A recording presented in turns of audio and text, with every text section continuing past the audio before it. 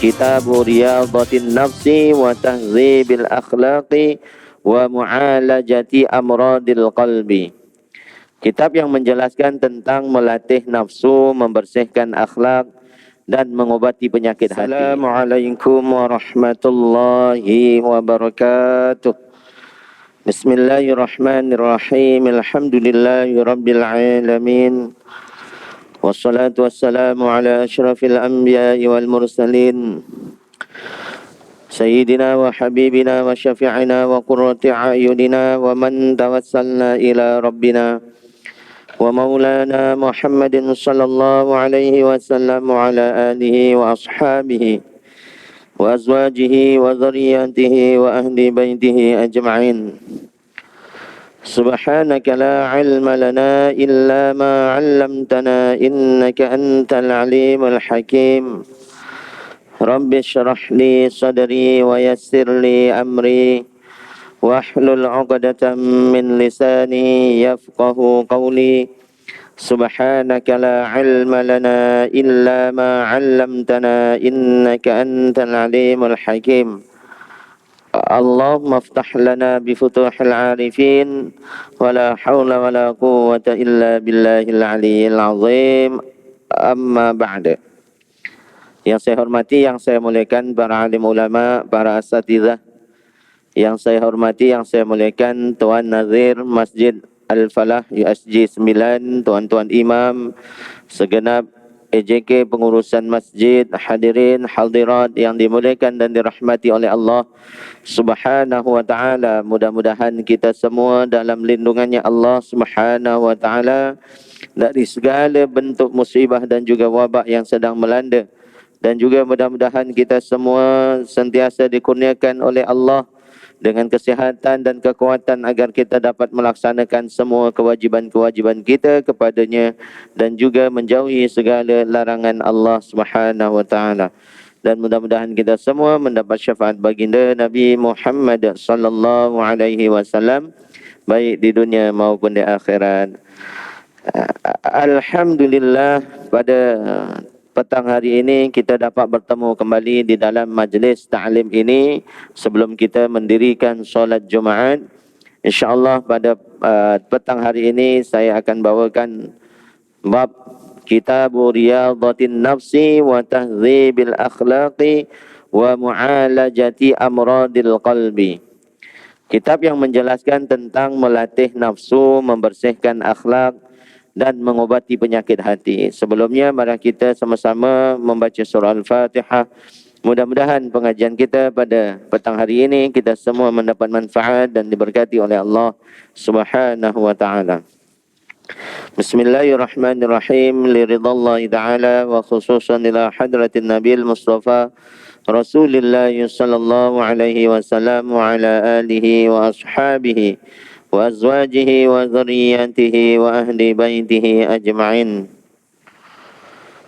Wa khususan ila hadrati muallif hadzal kitab Asy-Syaikh Muhammad Jamaluddin ibni Muhammad ibni Sa'id Al-Qasimi wa ila hadrati sahibi kitab Ihya'i Ulumuddin Al-Imam Abi Hamid Muhammad bin Muhammad Al-Ghazali wa ila hadrati abaina wa ummahatina wa azwajina wa auladina wa ahlina wa masyayikhina wa masyaikhi masyayikhina wa muallimina wa muallimi muallimina wa tullabina wa di jami'il muslimina wal muslimat wal mu'minina wal mu'minat al ahya'i minhum wal amwat syai'un lillahi lahum. Al-Fatihah.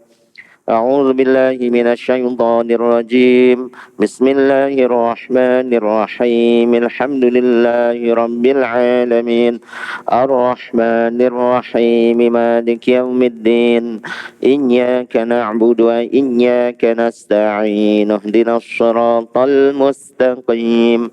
Shiratal ladzina an'amta 'alaihim ghairil maghdubi 'alaihim waladdallin. Rabbi ighfirli wa liwalidayya wa lil mu'minina amin. Bismillahirrahmanirrahim. Qala al-muallifu rahimahullahu ta'ala wa nafa'ana bihi wa bi'ulumihi wa amaddana bi asrarihi ونفحاته في الدين والدارين آمين يا رب العالمين. Bismillahirrahmanirrahim. Pada bab di dalam kitab ini menjelaskan tentang latihan nafsu, yang melatih diri daripada nafsu yang tidak elok, yaitu mengawal diri daripada hawa nafsu, membersihkan akhlak dan mengobati penyakit-penyakit hati. Ya, sebagaimana yang telah disabdakan oleh Nabi sallallahu alaihi wasallam, innama bu'ithtu liutammima makarimal akhlak.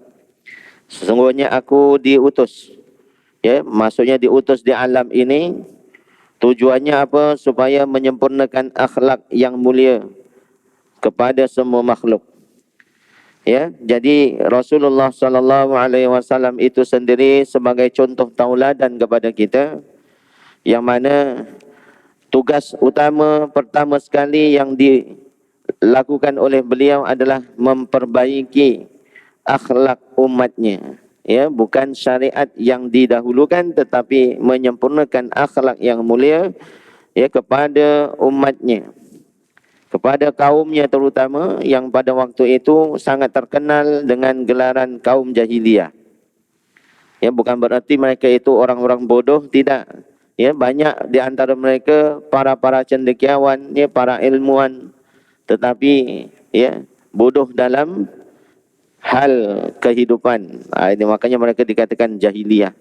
Ya, hidupnya tidak jauh daripada seperti binatang. Makanya itulah tugas pertama beliau, ya, di muka bumi ini, menyempurnakan akhlak mulia sampai beliau mendapat gelar daripada kaumnya Al-Amin. Ya, ini akhlak baik adalah sifat Nabi Muhammad sallallahu alaihi wasallam. Ya, beliau merupakan Sayyidul Mursalin, pemimpin semua para rasul. Akhlak baik juga merupakan amal para siddiqin yang paling utama. Secara pasti akhlak yang baik merupakan separuh dari agama, buah dari upaya orang-orang yang bertakwa dan latihannya orang-orang ahli ibadah.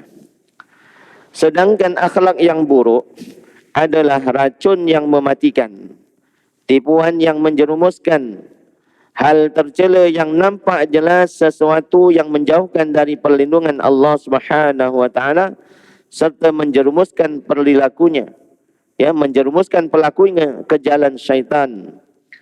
Akhlak buruk adalah pintu-pintu terbuka menuju api neraka yang berkobar-kobar, serta akan memusnahkan hati, sebagaimana akhlak mulia yang menjadi pintu-pintu terbukanya dari hati menuju kenikmatan surga dan perlindungan Allah Subhanahu wa taala. Jadi akhlak baik itu merupakan akhlaknya Rasulullah sallallahu alaihi wasallam, yang mana akhlak beliau adalah akhlaknya Al-Quranul Karim, sebagaimana yang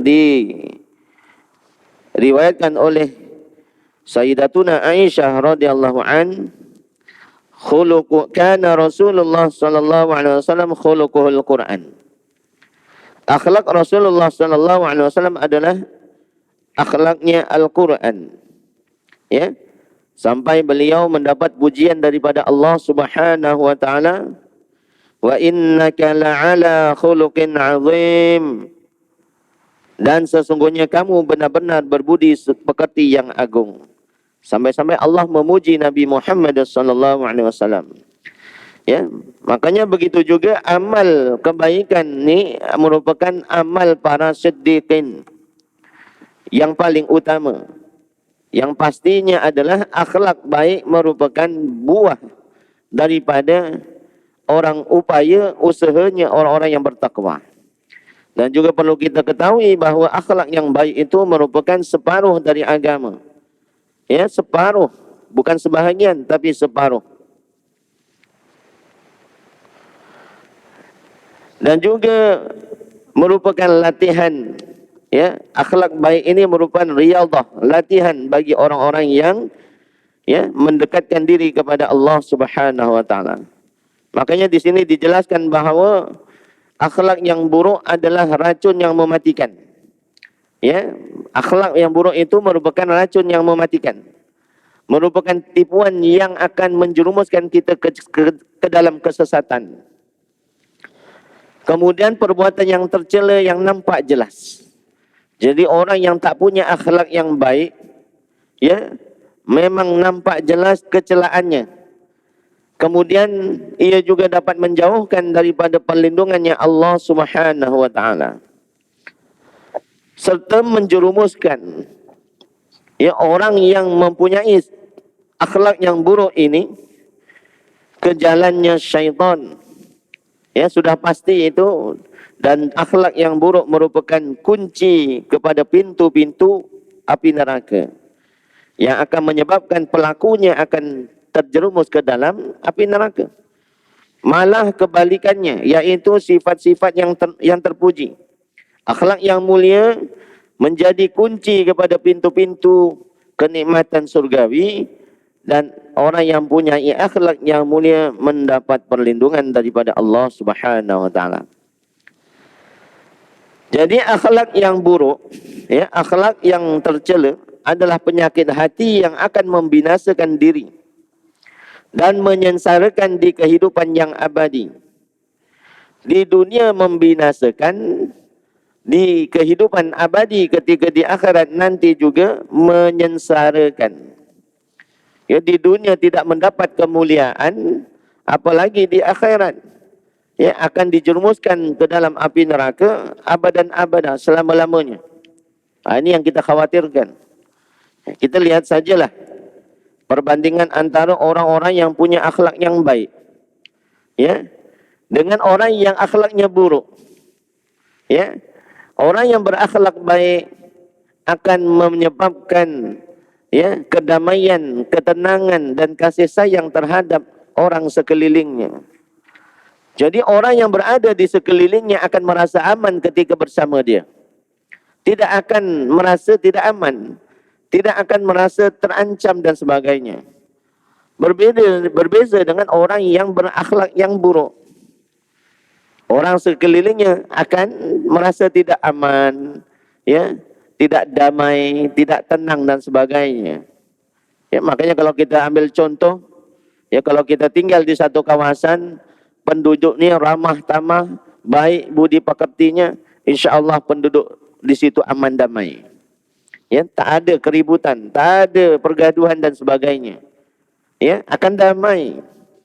Tapi kalaulah ada salah satu penduduknya ini punya akhlak yang buruk, ya, contohnya mungkin terlibat dengan perkara-perkara yang tak baik, ya, seperti gangsterism, kan, gangster dan sebagainya, sering didatangi musuh-musuhnya. Bagaimana keadaan orang-orang sekelilingnya? Bagaimana keadaan jiran-jirannya? Apakah akan duduk tenang, diam dan tentram? Tak mungkin. Ya, ini termasuk buah daripada akhlak itu sendiri. Kalau akhlak itu baik, ya, buah yang dihasilkan adalah buah yang terbaik. Kalau akhlaknya buruk, buah yang dihasilkan, ya, tidak baik. Ini. Makanya akhlak yang baik ini, ya, akan membahagiakan kita, memberi ketenangan di dunia, apalagi nanti di akhirat mendapat ganjaran yang besar daripada Allah Subhanahu wa taala. Ya, berbeza dengan orang yang berakhlak buruk. Di dunia, ya, membinasakan, apalagi di akhirat. Masya Allah. Baru-baru ini, ya, ini contohlah. Ya, ini berlaku pada keluarga saya sendiri. Ya, berlaku pada keluarga saya sendiri 3 minggu lepas. Ya, keluarga kami mendapat ancaman ahlong. Ya, ahlong. Ada nota. Bukan 3 minggu, 4 minggu atau 5 minggu sebelumnya. Ada catatan nota suruh lunaskan hutang. Hutang uang, bayar uang. Sebut namanya, IC dia, alamat dia. Ancamannya kalau tidak akan disimbah cat. Padahal nama dan IC-nya bukan rumah bapak saya. Ya, bukan rumah bapak saya. Rupanya jiran belakang. Yang buat pinjaman alung tapi tak nak bayar balik. Ya, menggunakan alamat rumah bapak saya, akhirnya yang mendapat ancaman bapak saya. Kemudian tidak dihiraukan, sudah buat laporan polis. Di sini dah mula, ya, tidak ada ketenangan dalam keluarga kami. Ya, dapat ancaman terus. 2 minggu kemudian disimbah cat. Masya Allah. Nah, ini. Gara-gara orang lain, ya, akhlak mereka, akhlak yang buruk lah istilahnya, perbuatan yang tak baik yang menjadi mangsa orang lain. Nah, ini, ya. Jadi buah daripada perbuatan buruk ini membinasakan, ya, menyengsarakan. Kalau tak pada dirinya sendiri, kepada orang lain. Nah, ini makanya penting. Penyakit ini tidak boleh dibandingkan dengan penyakit yang hanya akan membinasakan kehidupan jasmani saja. Nah, jadi penting untuk kita perhatikan penyakit-penyakit, ya, akhlak ini, ya, termasuk penyakit hati, ya, penyakit dalaman, kerana jangan kita samakan dengan penyakit jasmani kita. Kencing manis, darah tinggi dan sebagainya tak sama. Ya, tak sama. Ketika para doktor berusaha dengan sungguh-sungguh untuk menyusun cara dan strategi mengobati penyakit yang ada pada badan, ya, pada badan saja, penyakit-penyakit jasmani ini, yang sifatnya zahir ini, ya, para doktor sudah berusaha sekeras mungkin untuk mendapatkan penawar. Kencing manis, darah tinggi, kolesterol dan sebagainya. Sementara penyakit yang di dalamnya hanya akan membinasakan kehidupan yang fana ini, maka yang seharusnya lebih utama dan lebih diperhatikan adalah usaha untuk menyusun cara dan strategi mengobati penyakit hati yang akan menyengsarakan di kehidupan abadi. Ini. Ya, jadi, ya, bukan hanya zahirnya saja yang perlu kita perhatikan, tetapi lebih kita perhatikan lagi, ya, penyakit-penyakit yang ada di dalaman kita. Ya, terutama penyakit yang bangsa batinia. Ya, hati yang tak nampak. Sombong, riak, ujub, takabur, sum'ah dan sebagainya.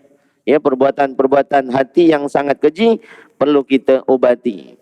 Kerana penyakit-penyakit hati ini bukan hanya di dunia sahaja yang akan kita rasakan sengsaranya, tapi di akhirat nanti juga akan, ada, ya, kesannya besok berterusan, abadi. Beza dengan penyakit zahir. Ya, penyakit zahir, ya, hanya kita akan alami, kita akan rasakan ketika hidup. Kalau sudah mati, penyakitnya hilang. Ya, dah tak akan merasakan lagi kencing manis. Dah mati, tak akan merasakan lagi darah tinggi, tak akan merasakan lagi kolesterol dan sebagainya. Sebab dah mati dah. Tapi penyakit hati, ya, penyakit yang bangsa dalaman ini, kalau kita tak obati dari sekarang, ya, di dunia pun tak tenang, ya, menyengsarakan, apalagi di akhirat. Kerana sifat-sifat penyakit-penyakit dalaman ini bersifat dosa, ya, akan membawa dosa. Dampaknya itu kita bawa besok pada hari pembalasan. Ya, bukan hanya di dunia. Di dunia dapat dosa, menghabiskan pahala, ya, di akhirat dapat balasannya. Ya, na'udzubillahi min zalik. Makanya ilmu pengobatan seperti ini, pengobatan jiwa kita, wajib dipelajari oleh setiap orang yang memiliki kecerdasan, kerana tidak ada satu hati pun yang akan terlepas dari penyakit tersebut. Jadi kita ini sebagai hamba Allah yang punya otak, yang punya akal, hendaklah berusaha. Dan di sini dihukumkan wajib untuk mempelajari ilmu pengobatan penyakit-penyakit yang ada di dalam hati kita. Wajib hukumnya. Ya, kalau misalnya kita tak pelajari ilmu kedokteran, tak masalah lah. Sebab sudah ada ahlinya. Tapi masalah hati ini yang boleh mengubati hati kita adalah diri masing-masing. Ya, bukan doktor, bukan tabib, bukan ahli ruqyah, bukan. Ya, bukan. Tapi diri masing-masing. Makanya wajib untuk kita pelajari. Seandainya dibiarkan tidak diobati, nescaya akan bertambah dan bertumpuk hingga seorang hamba perlu untuk meneliti satu persatu penyakit dan sebab-sebabnya, kemudian berusaha sekuat tenaga untuk mengobati dan memperbaikinya. Makanya kalau kita biarkan penyakit hati itu dibiarkan, ya, lama-lama akan menjadi parah. Ya, ibaratnya barah. Ya, kita dah tahu kena kanser, kita biarkan tak usah untuk mengobati, akhirnya Ya, makin merebak, semakin parah, baru nak berubat, waktu itu tak ada kesempatan lagi. Ya, kemungkinan sembuh, ya, mungkin langsung tak boleh sembuh. Sama dengan hati kita, kalau kita tak diobati dengan penawarnya, penyakit dengki, ya, riak, sombong, itu sudah watak bagi setiap orang ada. Ya, kita dilahirkan memang sudah ada sifat-sifat demikian dan kita perlu tahu cara untuk mengatasi. Ya, itu watak yang melekat pada diri masing-masing. Ya, sifat-sifat itu semua adalah watak. Watak itu perkara yang melekat pada diri masing-masing. Bukan seperti ilmu. Ilmu itu bukan watak, tetapi buah daripada hasil pemikiran. Ya, ilmu itu dapat sebab kita berfikir. Ya, dengan berfikir kita dapat ilmu. Kalau orang yang tak nak berfikir, tak nak belajar, mana mungkin dapat ilmu? Ya, sebagaimana yang dikatakan oleh Ibnu Mas'ud radhiyallahu an, innal ilma lam yulad, innal insana lam yulad aliman. Sesungguhnya manusia dilahirkan, ya, tidak terus jadi alim, tidak. Kerana innamal ilmu ta'allum. Ya, sesungguhnya sesungguhnya ilmu itu didapat dengan cara belajar. Jadi bukan watak, tapi sombong, riak, ya, sum'ah, ya, ujub itu sudah ada dalam diri kita, dan cara bagaimana untuk kita menghalang agar sifat itu terhalang keluar, kita zahirkan bagaimana. Makanya kita kena belajar ilmunya. Ya, kena belajar ilmunya. Jadi mengobati hati adalah sesuatu yang dikehendaki oleh firman Allah Subhanahu wa taala. Qad aflaha man zakkaha. Sungguh beruntunglah orang yang mensucikan dirinya. Ini ya yang dikehendaki oleh Allah Subhanahu wa taala, orang yang berusaha untuk mensucikan dirinya itu adalah orang-orang yang beruntung. Sedangkan membiarkan hati tanpa membersihkan hati adalah sesuatu yang dikehendaki oleh Allah dalam firman-Nya, wa qad khaba man dassaha, dan sungguh merugilah orang yang mengotorinya. Ini. Jadi sifat-sifat tadi, penyakit-penyakit hati itu sebenarnya sudah ada dalam diri kita, cuma bagaimana kita nak sucikan. Ya, siapa yang mampu berhasil mensucikan, dia mendapat keuntungan. Tapi siapa-siapa yang membiarkan sifat-sifat itu semakin berleluasa, ya, dia mendapat kerugian. Makanya dalam kitab ini, kata Imam Al-Ghazali rahimahullah ta'ala, akan menjelaskan beberapa golongan dari penyakit-penyakit hati dan keterangan tentang cara mengobatinya dengan pertolongan daripada Allah Azza wa Jalla.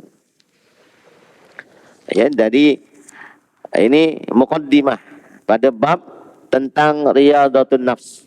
Ya, latihan untuk diri kita, diri dalam.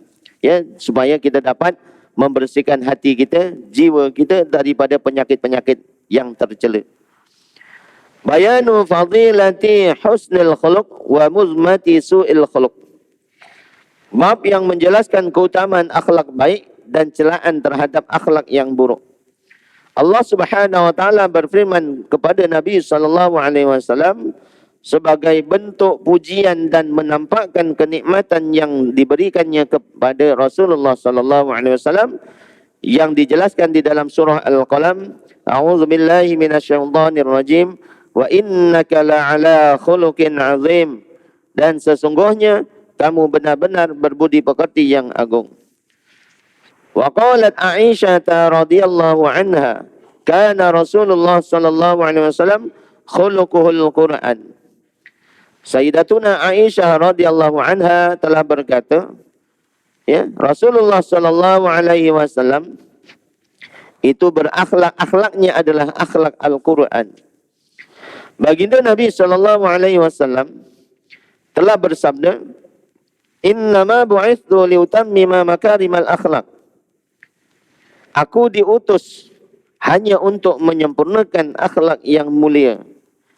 Kemudian diriwayatkan lagi dari Nabi sallallahu alaihi wasallam, ad-dinu husnul khuluq. Agama Islam adalah akhlak yang mulia. Ya, termasuk bahagian daripada agama adalah akhlak yang mulia.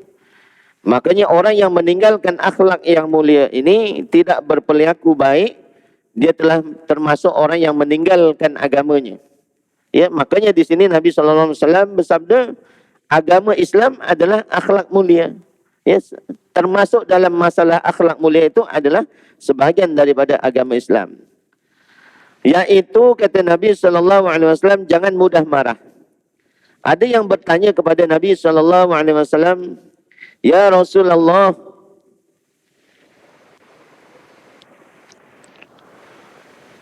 apakah yang dimaksud dengan asy'mu?" Beliau menjawab, asy'mu itu adalah akhlak yang tercela. Wa qala sallallahu alaihi wasallam, "Ittaqillah haitsu ma kunta." Takutlah kamu kepada Allah dimanapun engkau berada. Wa atbi'is sayyi'atal hasanata tamhuha wa khaliqin nasa bi khuluqin hasan. Ikutilah perbuatan buruk dengan kebaikan yang boleh menghapusnya dan bergaullah dengan manusia dengan akhlak yang baik. Nah, ini sebagaimana yang Nabi SAW sabdakan, ya, dia perintahkan kepada kita supaya sentiasa takwa kepada Allah. Takut kepada Allah walaupun kita berada di mana jua pun. Ya, haitsu ma kunta. Dimanapun kamu berada. Takut kepada Allah. Ya, ingat Allah. Ya. Makanya kita disuruh, diperintahkan untuk belajar tentang ilmu ma'rifatullah. Ya. Ilmu ma'rifatullah ni ilmu apa? Ilmu mengenal Allah. Wah, ini kadang-kadang orang salah faham. Ya, wah, ini ilmu ma'rifatullah. Wah, ini dah tingkat tinggi. Bukan. Malah ini ilmu asas. Ya, dalam agama tu ilmu ma'rifatullah tu asas. Ilmu yang pertama yang perlu kita pelajari. Awwaluddin ma'rifatullah. Pertama dalam agama kena tahu, kena kenal siapa Allah. Dengan mempelajari ilmu apa? Ilmu tauhid lah. Ya, ilmu tauhid. Kalau kita yang berakidah, ya, ahli sunnah wal jamaah, mengikuti akidahnya Imam Asy'ari dan Imam Maturidi, ya, kita pelajari sifat yang wajib, mustahil dan jaiz. Ada 50 sifat. Ya, 50 sifat yang perlu kita pelajari. 20 sifat wajib bagi Allah, 20 sifat mustahil bagi Allah, 1 sifat jaiz bagi Allah. 4 sifat wajib bagi Nabi, bagi para rasul, sifat mustahil bagi para rasul, 1 sifat jaiz bagi para rasul. 50 jumlahnya. Itu yang wajib kita pelajari. Nah, dari sinilah kita untuk mengenal siapa Allah. Ya. Bukan tingkatan tinggi itu, bukan yang hakikat ma'rifat itu, bukan. Itu lain lagi tingkatannya. Kalau kita ni belajar tauhidlah dulu, barulah kita kenal siapa Tuhan. Kerana apa? Pentingnya kita belajar ilmu tauhid, ya, supaya kita kenal siapa Tuhan kita. Dari perkenalan itulah nanti barulah kita akan timbul di dalam hati kita sifat takwa Allah. Takwa kepada Allah. Tak mungkin orang yang tak kenal Allah, dia akan takwa kepada Allah Subhanahu wa ta'ala. Tak mungkin. Sebab dia tak kenal siapa Tuhannya. Ya, makanya kalau orang yang selalu tinggal sembahyang, orang yang selalu bermaksiat kepada Allah, dia tak kenal Allah. Ya, dia tak kenal Allah. Makanya dia buat perkara-perkara yang dilarang oleh Allah. Dia tinggalkan perkara-perkara yang diwajibkan oleh Allah Subhanahu wa ta'ala. Makanya siapa yang kenal dengan Allah sudah pasti dia takut kepada Allah. Walaupun kita berada di mana jua pun. Oh ya, di lubang cacing sekalipun. Ya, kalau kita nak buat maksiat, kita akan ingat kepada Allah, ya, kita tak akan buat. Walaupun sudah ada di depan mata kita peluang untuk melakukan maksiat, ya, Allah, ya, kalau kita ingat Allah, kita tak akan buat. Ini, ya, kelebihan orang yang kenal dengan Allah. Makanya wajib, sebagaimana yang dikatakan oleh Al-Imam Ibrahim Al-Bajuri, beliau mengatakan yajibu ala kulli mukallafin, wajib ke atas setiap orang mukallaf. Apa yang wajib? Aya'rifa ma yajibu fi haqqihi ta'ala wa ma yastahilu wa ma yajuzu. Ya, yaitu agar mengetahui sifat atau perkara yang wajib bagi haknya Allah Subhanahu wa taala. Dan sifat atau perkara yang mustahil bagi haknya Allah Ta'ala, dan perkara atau sifat yang jaiz bagi haknya Allah Subhanahu wa taala, hukumnya wajib. Makanya dari situ ya kita akan timbul rasa takwa. Dengan adanya takwa baru ada taat. Tak mungkin orang yang tak takwa dia akan taat, tak mungkin. Ya, saya jamin orang yang taat ini adalah orang yang takwa kepada Allah. Kerana dia tahu apa yang dilakukan, apa yang diperintahkan itu datangnya dari Allah Subhanahu wa taala, maka dia takut untuk tinggalkan ketika diperintahkan dan takut untuk melakukan ketika dilarang oleh Allah Subhanahu wa taala. Ya, dari takwa ada taat. Makanya kena belajar ya ilmu mengenal Allah Subhanahu wa taala. Makanya Nabi SAW pesan kepada kita, di mana pun kita berada, takwalah, takutlah kepada Allah Subhanahu wa taala. Dan ikutilah perbuatan buruk dengan kebaikan yang boleh menghapusnya. Kalau kita melakukan keburukan sekalipun, tutuplah dengan perbuatan yang baik. Tetap ya, walaupun kita melakukan keburukan pada hari ini, tutuplah dengan satu perbuatan yang baik. Ya, sebagaimana yang telah dikatakan, ya, Allah perintahkan malaikatnya untuk mencatat hambanya. Ketika seorang hambanya ini dah niat untuk melakukan satu kebaikan, Allah memerintahkan malaikat yang mencatat amal hambanya ini dengan satu kebaikan. Baru niat, belum buat. Ketika dilakukan, niat tadi dilaksanakan, Allah perintahkan malaikat supaya tulis 10 kebaikan. Tetapi ketika hambanya sudah ada niat untuk melakukan keburukan, Allah kata, jangan kau tulis. Ya, jangan dicatat, baru niat. Baru ni, niat belum buat. Tapi kalau dia buat juga, Allah perintahkan tulis satu keburukan. Makanya Nabi SAW perintahkan kita, ikutkanlah satu perbuatan buruk dengan satu perbuatan kebaikan. Kerana satu keburukan itu dapat ditutup dengan satu kebaikan. Bayangkan satu kesalahan ditutup dengan 10 kebaikan. Ya, kalau misalnya 10 tolak 1, masih ada 9 kebaikan dalam catatan buku amal kita. Makanya ditutup dengan kebaikan.